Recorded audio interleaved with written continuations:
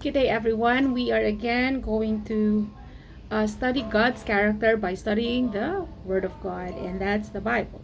So, we have read about how God, from the beginning, how God instructed Adam and Eve, and then we disobeyed, and then something happened, God saved, and then Cain, and then after Cain killed his brother, he was again still protected. Oh my goodness, what God we serve. Amazing. So after him killing someone, God still protected Cain, even though he said what you did is wrong. Still, I'll protect you from the other people that might hurt you because of what you did. So after that, he sent flood because it's God's saving acts. And then again, right after the flood, then people again became evil. I don't know. Yes, that's us. Yes, that's me. I'm evil too. Without God, that's us. If we're not following God, that's us. So the Tower of Babel came, and then they said, "Oh, hey, let's make for ourselves name." Amazing.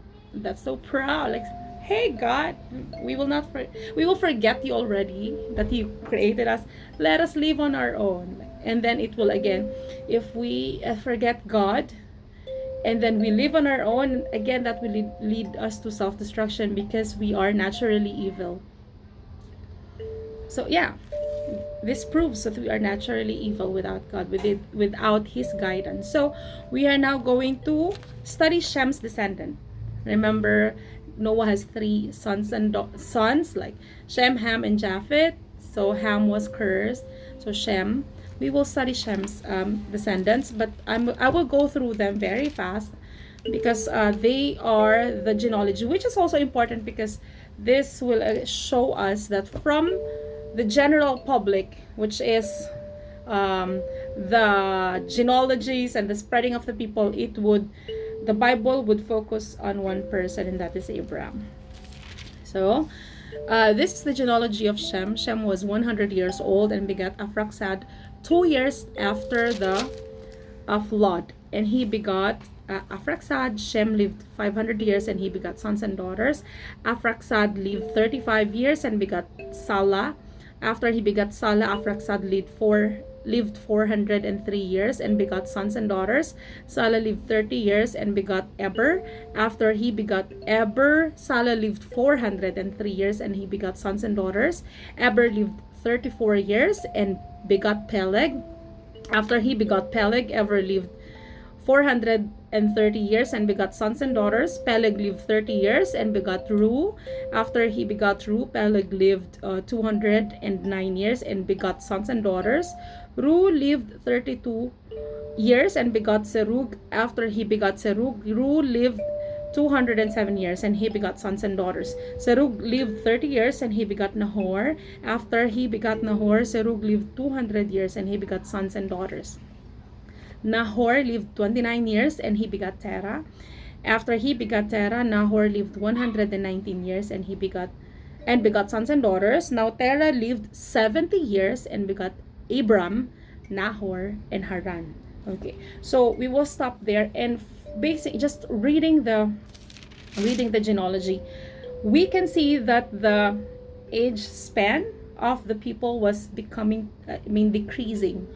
It is because, remember, when God promised that he will not he's not going to deal with men, like he's not gonna allow us to live more than 120 years.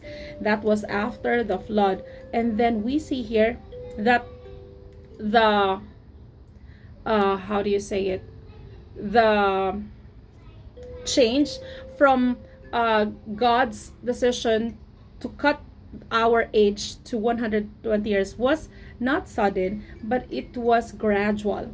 That's how God is. He's not a crazy God. He thinks of these things too. He is an ever he knows what he's doing, and he knows where he's going to lead us. So in here, even though he said, I'm not going to allow this the humans to live until 120 years, but then in here we can see that after the flood, their lives are still 400 years, 500 years, but they don't go over that.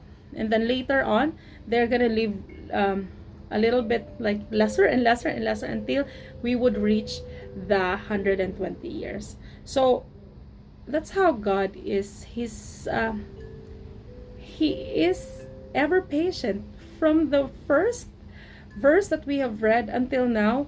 Even though God was disheartened of how we choose to live, even though God was disheartened because we don't choose Him, even though God is constantly disheartened because of how we behave, God is still there. And God does not punish us right away. And that's not even a punishment, that's even the consequence of our own acts.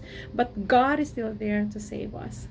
So remember yesterday when God Himself went down to what's this? Went down to Babel just to confuse our language. He can do that there in heaven.